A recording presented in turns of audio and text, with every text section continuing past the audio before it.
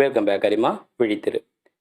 இந்த பதிவில் ஒரு மெயிலை குறிப்பிட்ட டைமில் குறிப்பிட்ட டேட்டில் ஆட்டோமேட்டிக்காக போய் சேர்ற மாதிரி அட்வான்ஸாக செட் பண்ணி அனுப்புறது எப்படின்னு பார்க்கலாம்.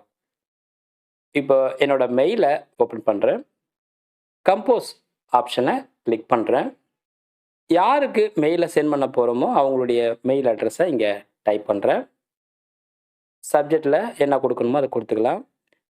இந்த டெக்ஸ்ட் பாக்ஸில் என்ன டைப் பண்ண போகிறோமோ அதை டைப் பண்ணிவிட்டு, என்ன ஃபைலை அட்டாச் பண்ண போகிறோமோ அந்த ஃபைலை அட்டாச் பண்ணிவிட்டு, சென்ட் கொடுக்கறதுக்கு முன்னாடி சென்ட் ஆப்ஷன் பக்கத்துலேயே இந்த மோர் ஆப்ஷனை கிளிக் பண்ணுறேன்.